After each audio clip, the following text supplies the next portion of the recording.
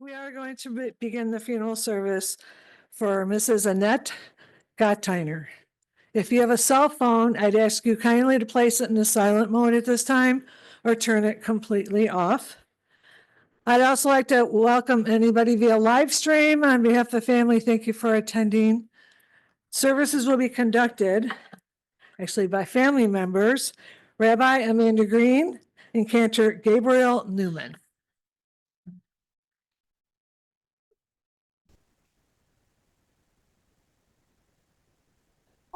First few rows where we're going to create a ribbon.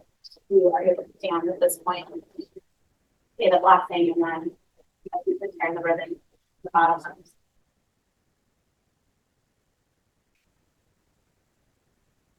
I'll say the words.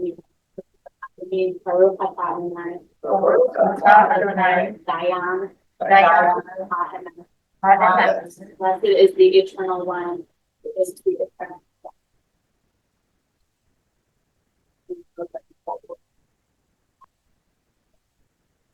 All the way? Rabbi, all the way up? It doesn't have to be all the way, but got it?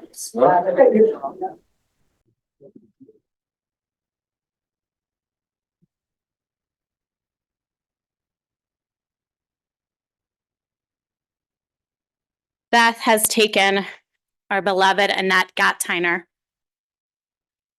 Our friends grieve in their darkened world. In their silence, there is lamentation. In their tears, there is loneliness. Lost in their sorrow, may they find the presence of loving friends.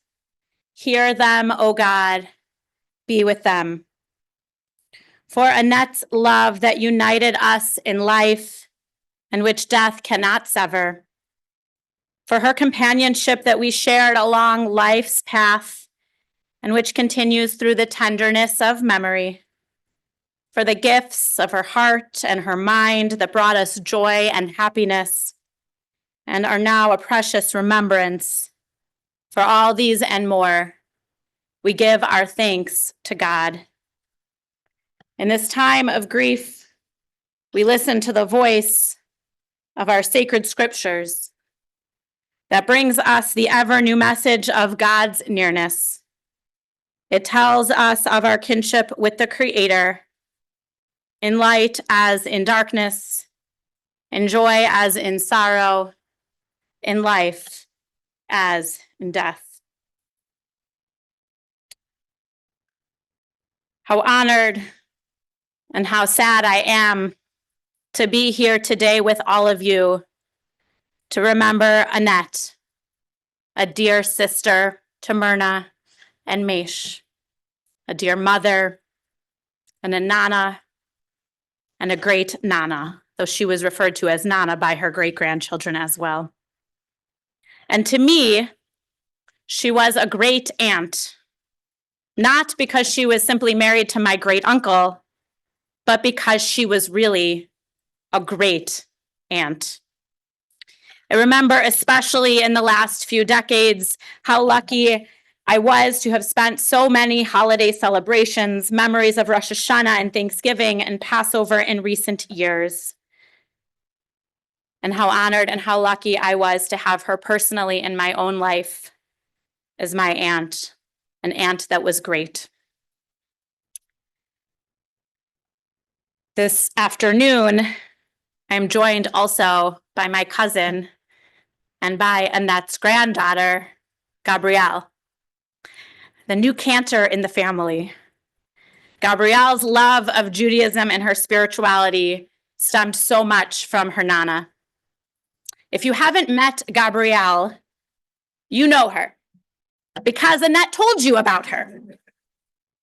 And maybe you too have even Zoomed her Shabbat services, because the peace and regularity of watching Gabrielle lead Shabbat each and every week was something that sustained Annette so much throughout her life, especially in the more challenging years of COVID and beyond.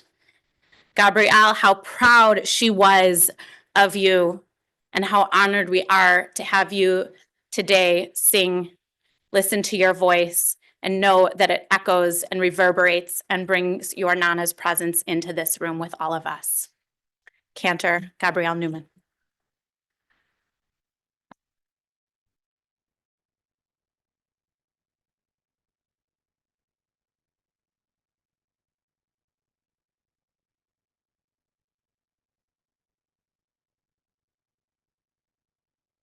Shiviti Adonai lenegdi tamid kimi mini balemot. Lachen samach libi vayegel kivodi af besari yishkon lavetach. Ki lo ta'azov nafshi lishol lo titen chasidcha lir'ot shachot. Hodi'eni orach chaim. Orach chaim. Sova semachot et panecha ni'imot bimin chanetach. Shiviti Adonai lenegdi tamid kimi mini.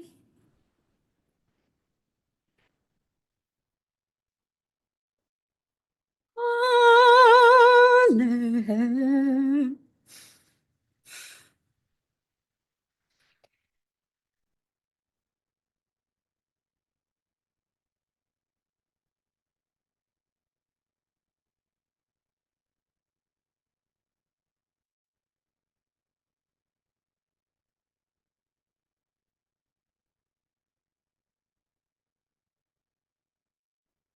Emote.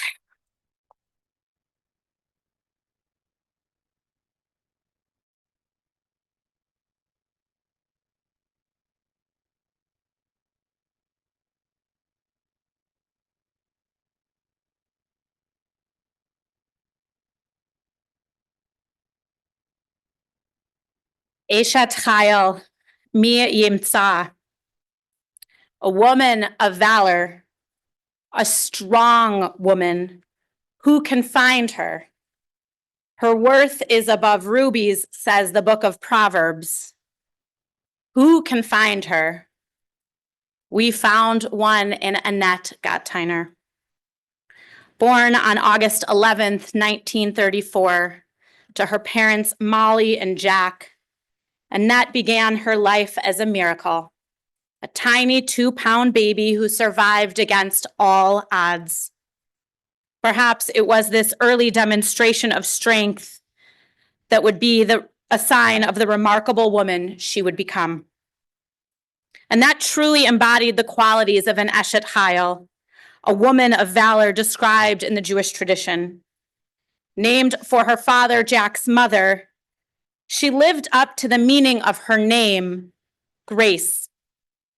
Her sister Myrna, her beloved Schwester, described her in one word: proud.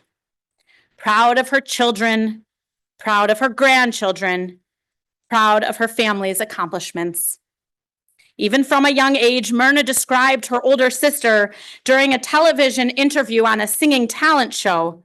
When asked, "How do you get along with your sister?" Myrna blurted out, "She's proud of me." A true trait that Annette would embody throughout her life, and add to it her extraordinary capacity for love. At the young age of 16, she met Marty Swidler, and it was love at first sight. Annette was so smitten that she even declined to go on the one and only family vacation because she didn't want to leave Marty behind. The two married on June 14th, 1953, and began to build a beautiful family together. Tragically, Marty fell ill and passed away in 1966, leaving Annette and their 4 young children, Ira, Steve, Phyllis, and 2-month-old Jackie. Through it all, Annette showed remarkable strength and resilience. With the help of her mother, Molly, she created stability and love for her children during those most difficult times. She was always there for her children in every way, managing to stay positive and make sure that each of her children succeeded personally and professionally, and again, was always so very proud. In 1969, Annette married Max Gotteiner, who had been a longtime friend of the family. In fact, the Swidlers and Gotteiners had known each other for years, with the children often playing together and sharing holiday celebrations, including Christmas. As they joined their families, Annette's 4 children grew to 6 with the addition of Robin and Bruce. Max wisely declared, "There is no word step in this family." And together, Annette and Max created what they lovingly called their Brady Bunch, where every child was cherished equally and every addition to the family was embraced fully. Annette and Max created countless family traditions, particularly for the Jewish holidays, something Annette held dear. These weren't simply family gatherings. They were celebrations open to all, including in-laws, understanding that a growing family is a stronger one. Her holiday table was a place where memories were made, traditions passed down, and bonds strengthened. This was especially strengthened as the family grew to include grandchildren and eventually great-grandchildren. To her 9 grandchildren, Annette was simply Nana, whose home on Happy Hollow was a magical place where cousins gathered and memories made.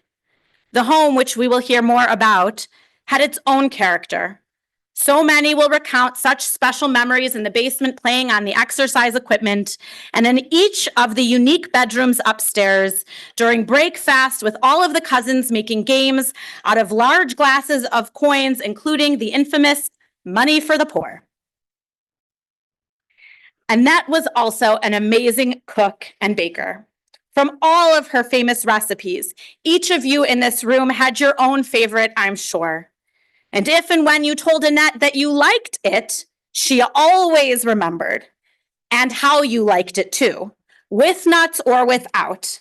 And then your freezer became stocked too.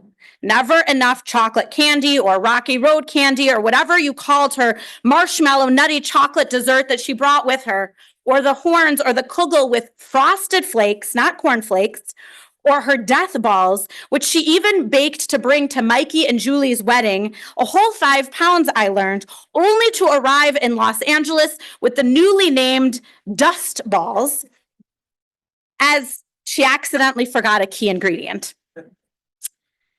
Annette's Jewish identity grew deeper with time. At the age of 65, she became bat mitzvah, proudly using her special yad to read from Torah, which she later shared with both her great-grandchildren, Alex and Zoe, when they became b'nai mitzvah. And even as the family spread out, Annette maintained connections beyond distance. She made regular trips to visit her children and grandchildren and eventually great-grandchildren in Los Angeles, and would make the cross-country journey well into her later years.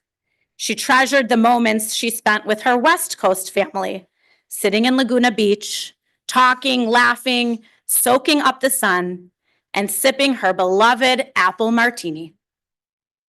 Those moments reflected her deep commitment to being present for family, no matter where they lived. Our Jewish sages teach us that a person's true character is revealed in small acts, and Annette's thoughtfulness showed in so many countless ways. She never missed a birthday. Those in this room still have the voicemail messages and birthday cards and text messages to prove it.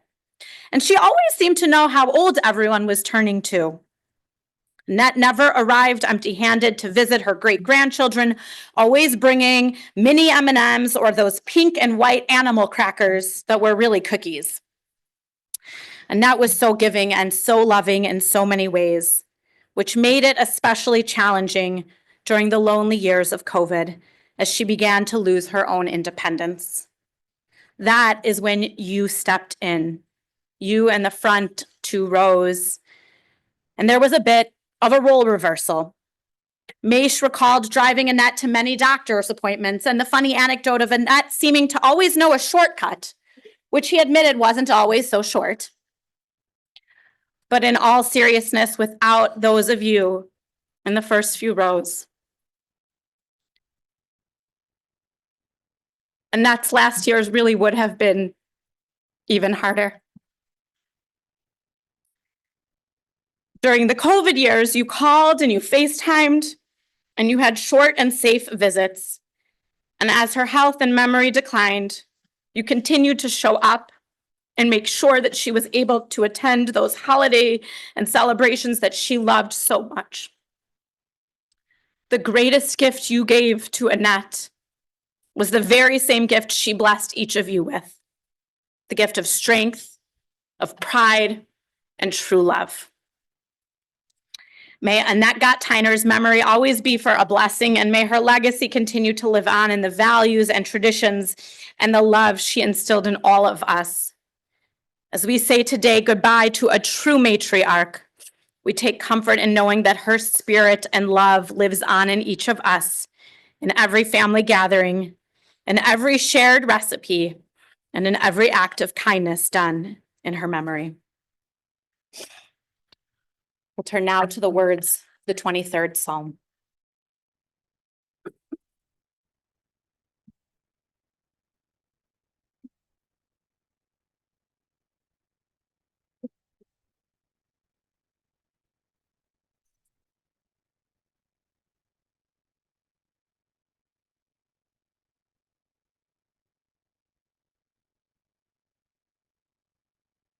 מזמור לדוד, אדוני רוגי לחסר, בינות דשא ירביצני, על מי מנוחות ינהלני. נפשי שובב, נפשי שובב, ינחני במעגלי צדק למען שמו.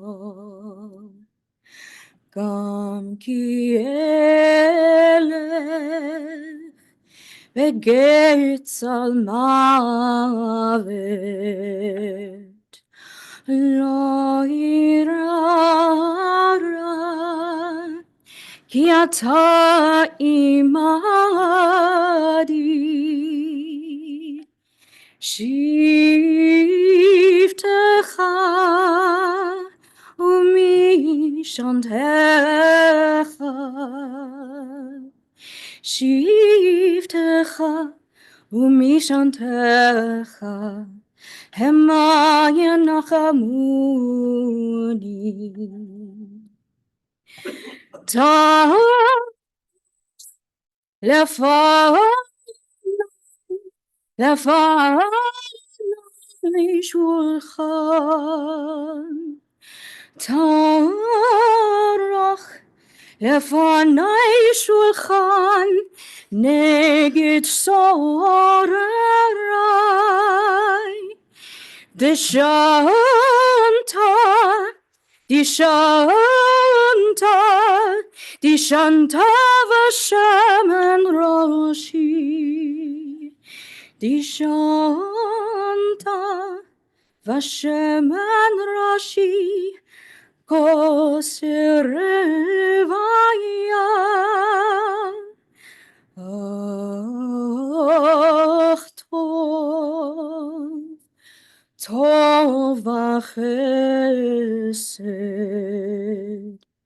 ירדפוני, ירדפוני כל ימי חיי. ושבתי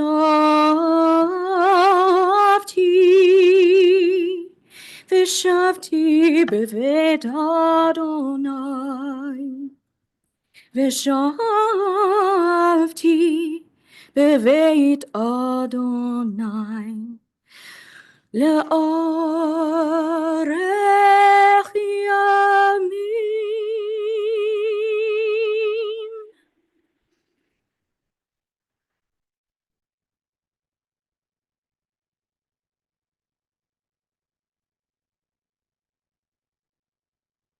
Inside in your handout are the words in English of the 23rd Psalm.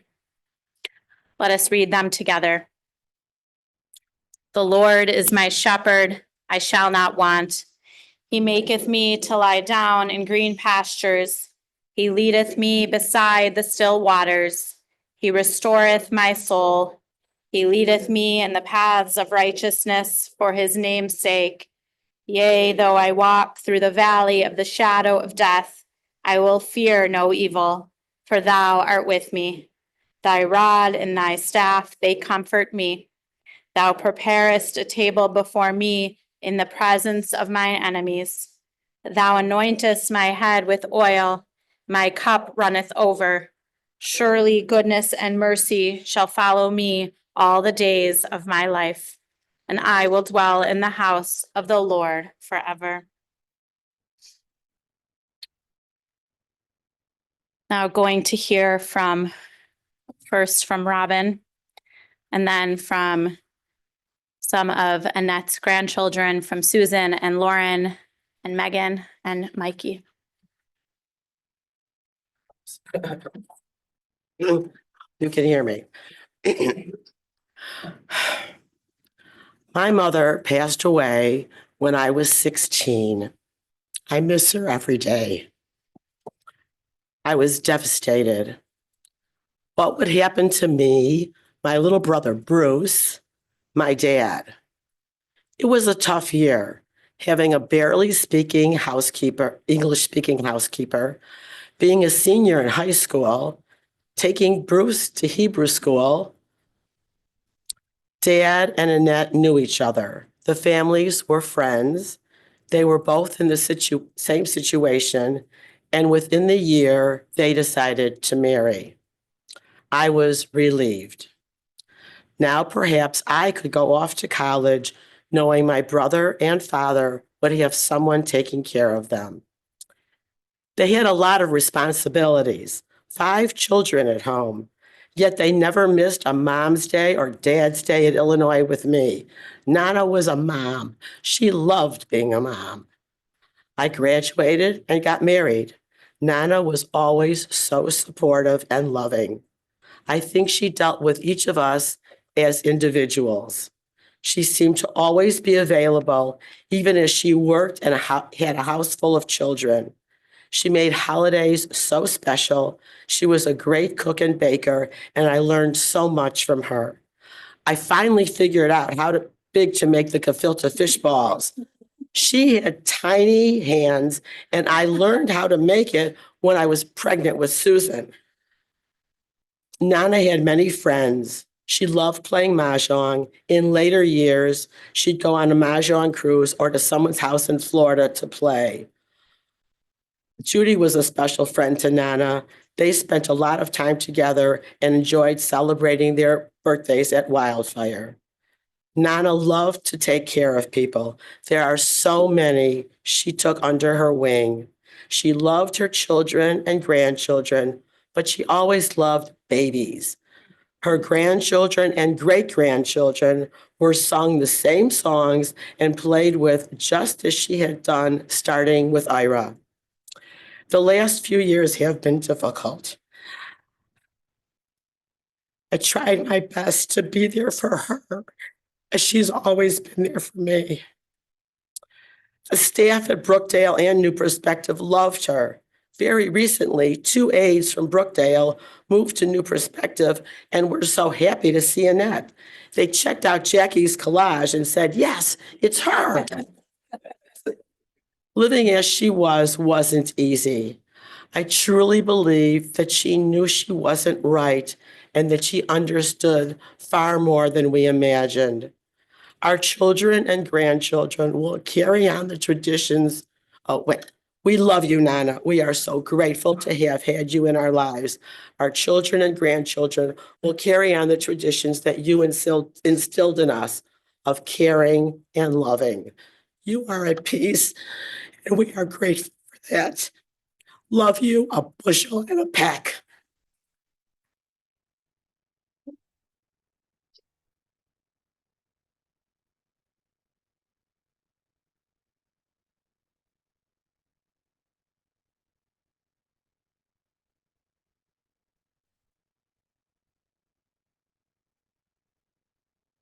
Susan and Lauren and Megan and Mikey.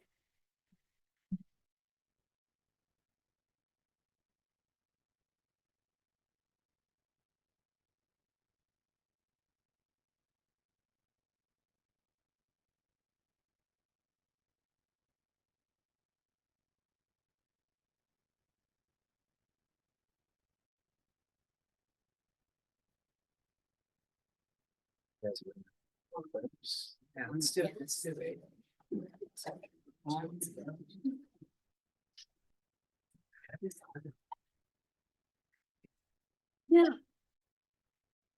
Nana, for as long as I can remember, I always loved hearing about when you were born.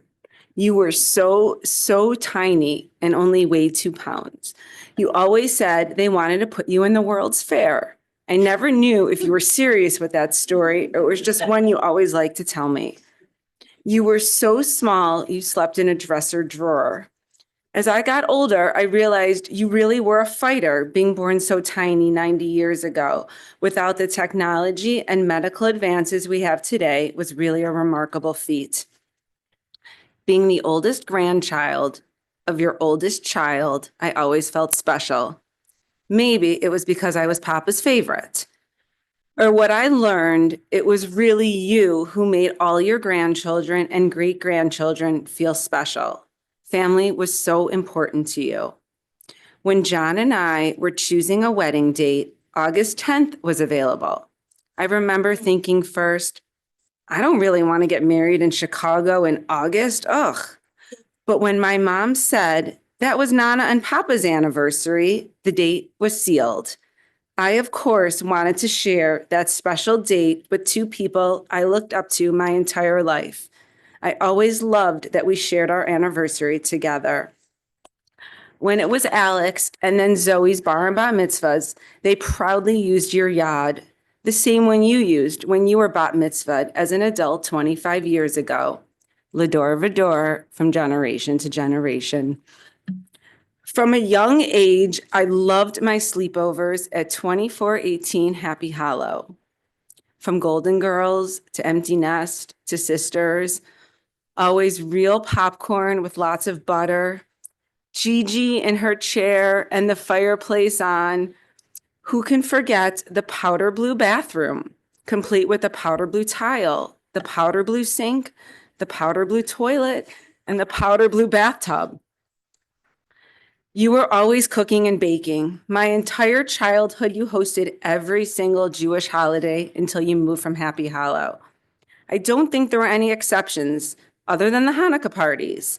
Even then, you and Papa were still frying your own latkes for all the Gotteiner cousins.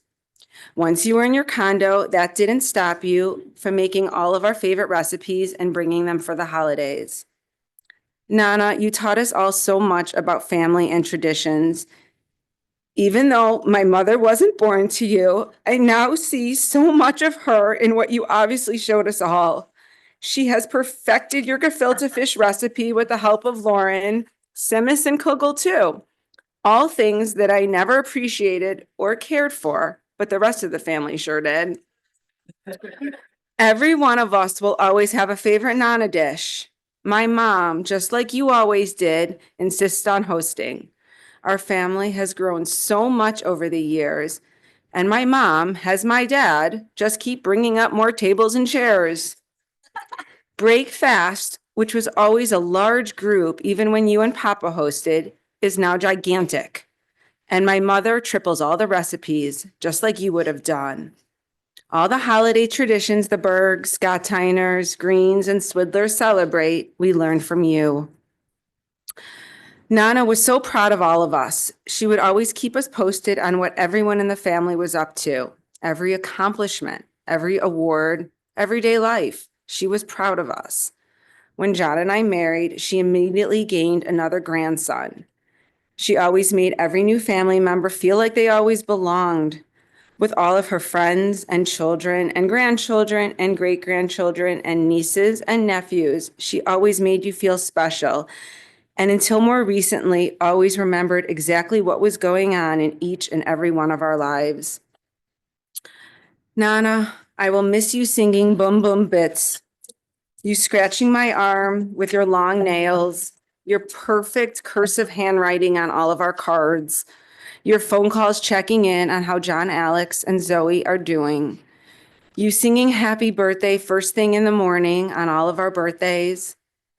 I'll miss your handwritten calendar you kept in your purse, where you had every birthday and anniversary of everyone you knew, down to the exact year. I'll miss your weekly manicures with Rosie, where you wore all the newest nail polish colors she offered. Even though all of those things haven't been done in so long, it's what I will always remember about you. You are now home, at peace, still small and tiny, just like 90 years ago. I'm hoping Marty and Shirley and Papa are all waiting for you, wondering what took you so long. Love you always.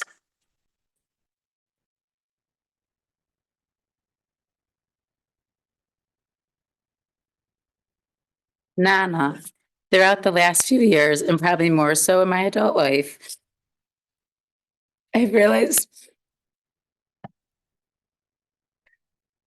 that while you weren't my mom's biological mom, growing up, I wouldn't have known differently.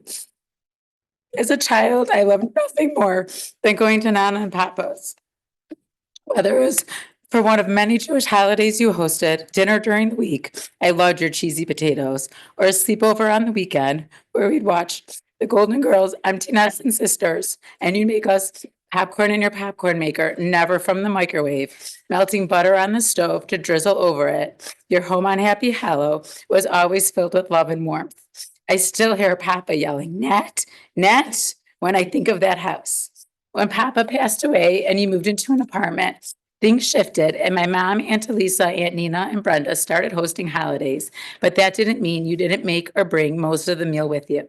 Up until COVID, you were still making all of your signature dishes.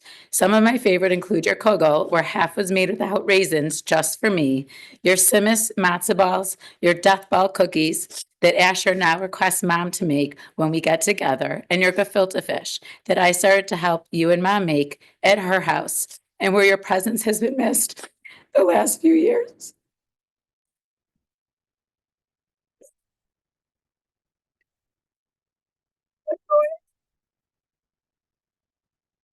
I'm going to remember you this way. I'm going to remember the Nana who had her weekly manicure with Rosie at Your Elegance, who always wanted to come over and visit with me and my kids, who loved having dinner at Barnaby's with her great-grandchildren, and who loved coming to a ballet class with Charlie and me, and who loved just being with her family. I could tell how frustrated you would get these last few years when your memory started to fail. No one wants to spend the end of their life like this, and I'm just so happy you aren't in pain anymore. Ever since you moved into assisted living, you always kept saying you wanted to go home. You're home, Nana, and I'm grateful for all the memories we have together with you.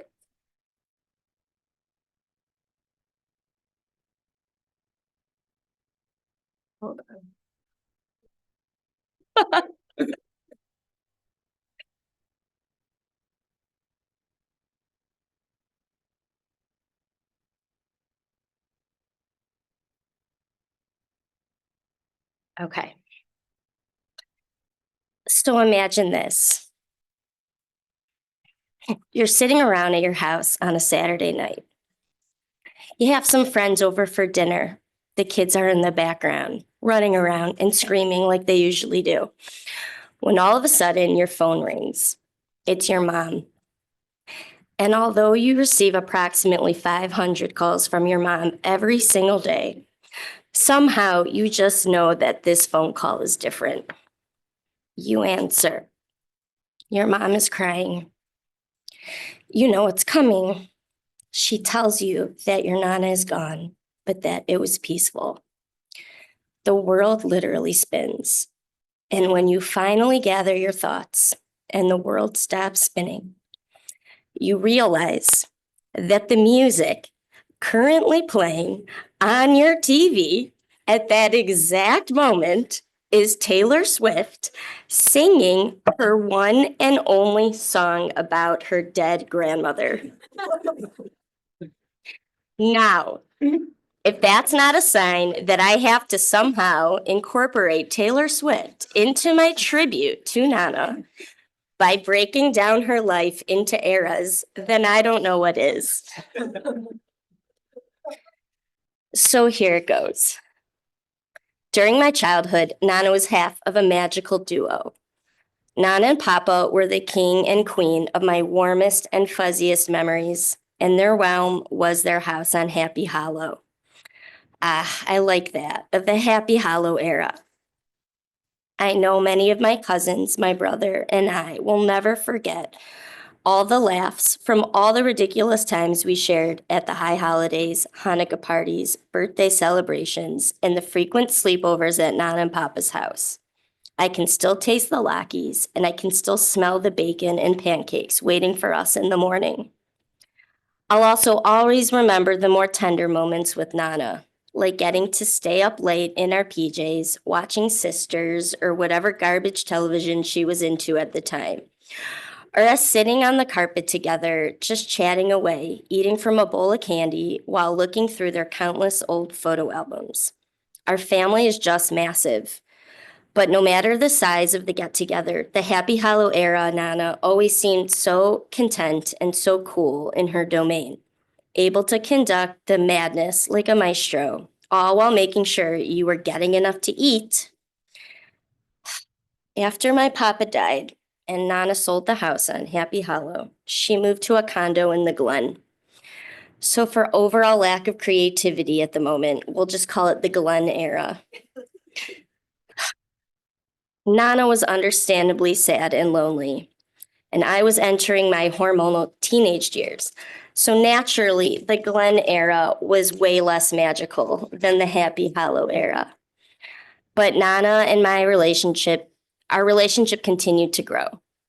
We spent more time one-on-one, going out to eat, to the movies, or getting a manicure. When we talked, it was a real conversation. She was genuinely interested in what was going on in my life, my studies, my activities, even my friends.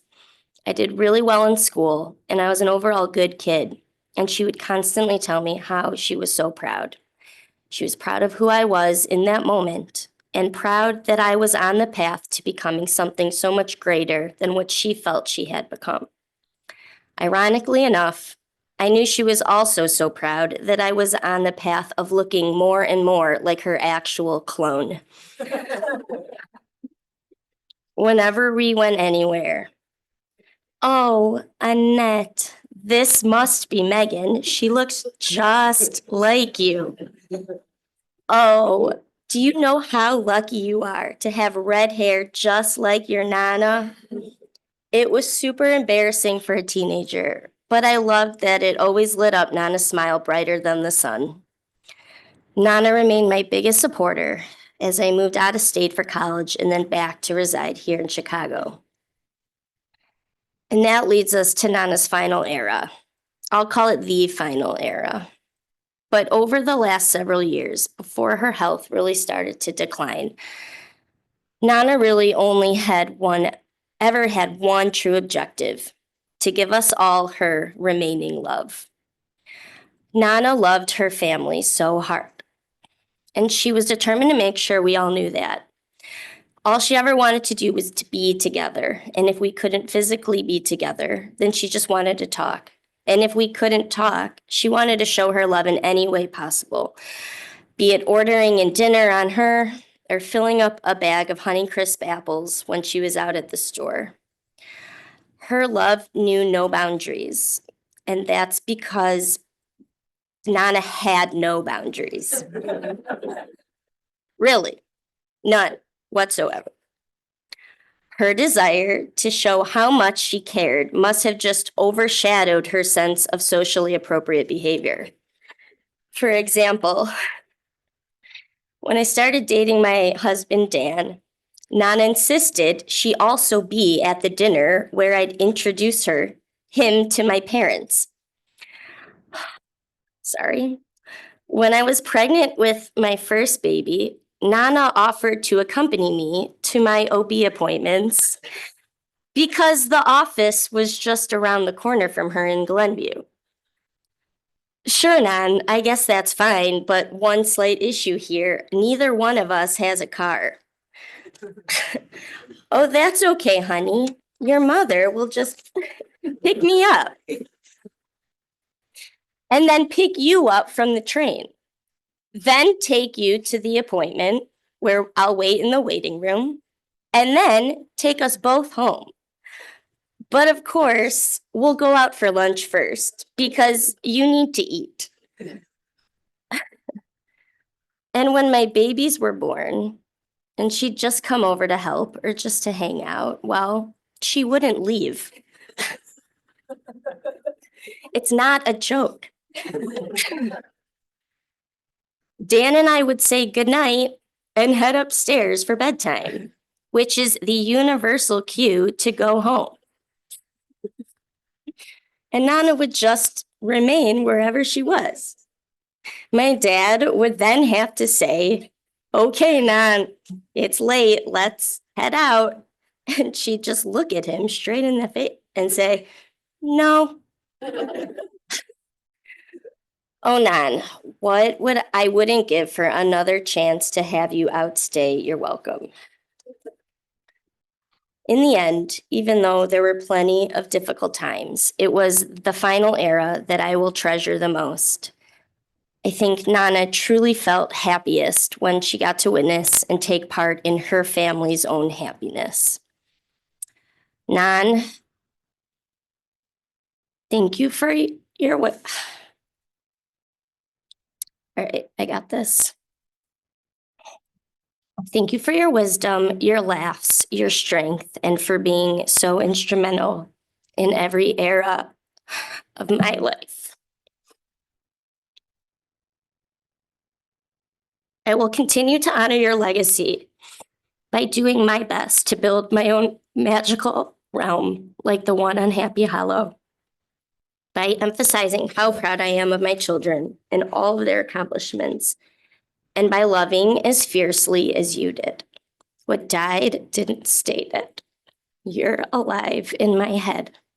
I love you, Nan.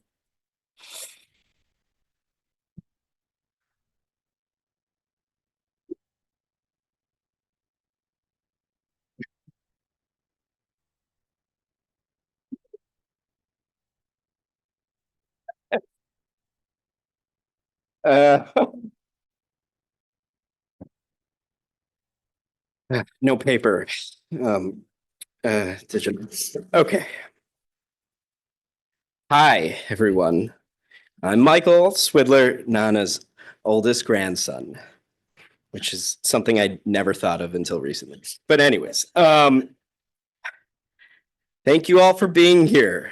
It would have meant so much for my Nana to have seen so many family members and friends all in one place. She was such a good host. I never really thought just how impactful those Happy Hallowed gatherings have stuck with me until my sister Megan said something to me the other day. And how now it's such a part of who I am today. I always love a good party. So thank you, Nana, for that. And there's so much to be thankful for in what you've taught me in my lifetime. Like how to make sliced potatoes with cheddar cheese, which helped me win over my wife and now children. I got a new potato recipe if anyone wants it. Your work ethic, when you and Auntie Myrna got me a job at GCG Financial as a teen, in which I just found out Lauren had one too. How to make a night memorable, whether it's going out to a movie or just watching one at your house or at the condo. You made me feel so secure, no matter where I was. But it's the days I have in LA with my family now, living and working in a city that's now on fire. It's where I think of you more than ever. If you could keep going after Marty and Papa Max, I could continue with the adversity of such a city. Some may say you were unlucky with what you've experienced. But as I look at this last party that you're hosting, it's just filled with family and friends that you've helped lead into the future. Amazing parents, grandparents, teachers, lawyers, accountants, doctors, nurses, coders, rabbis, cantors, veterinarians, Hollywood executives.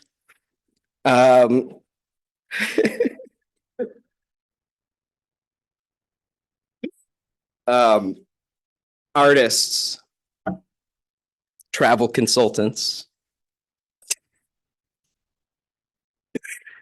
I'd say that you're one of the luckiest persons I've ever known. So I miss you. I love you. And I'll never forget you.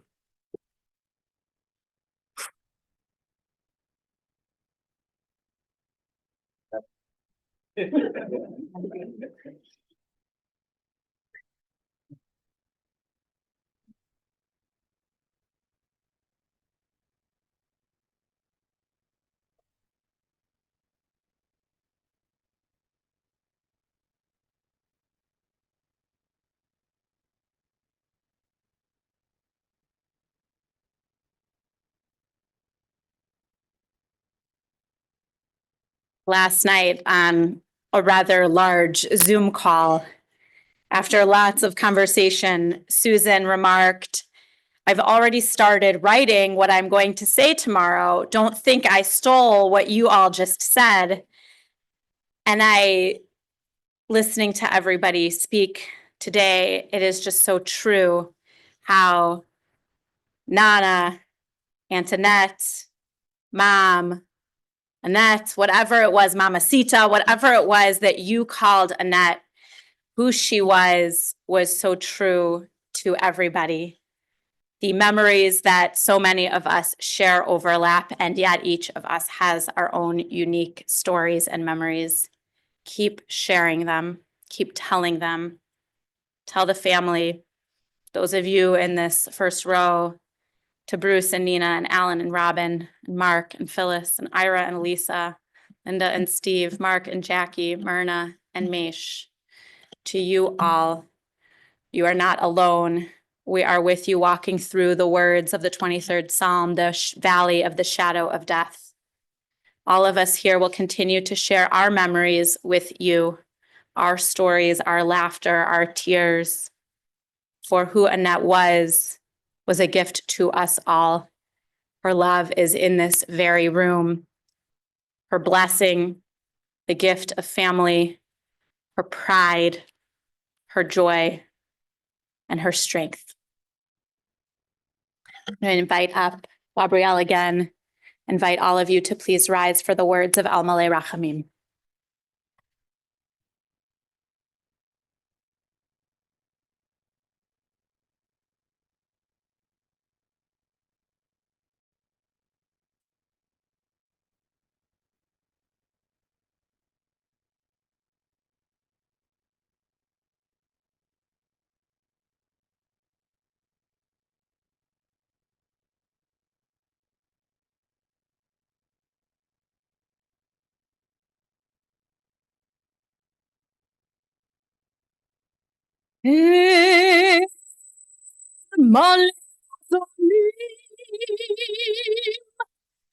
שוכין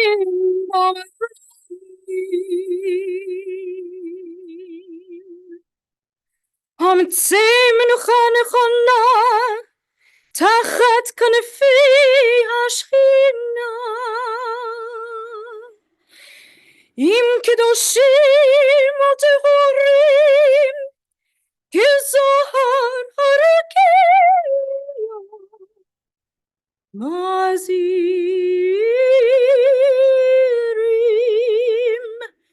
את נשמת נחמה בת יעקב שהלכה לעולמה.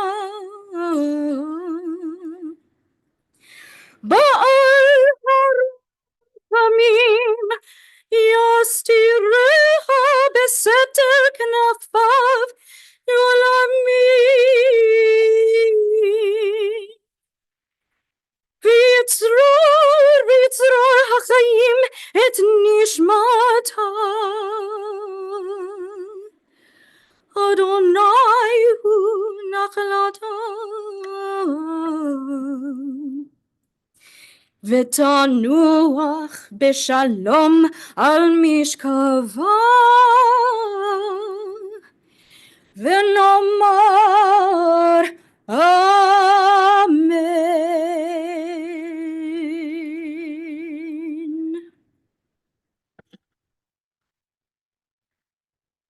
Join together in the English in the inside of your handout. O God, full of compassion, thou who dwellest on high, grant perfect rest beneath the sheltering wings of thy presence among the holy and pure who shine as the brightness of the firmament unto the soul of Annette Gotteiner, who has gone unto eternity. Lord of mercy, bring her under the cover of thy wings, and let her soul be bound up in the bond of eternal life. Be God's possession, and may her repose be peace. Amen.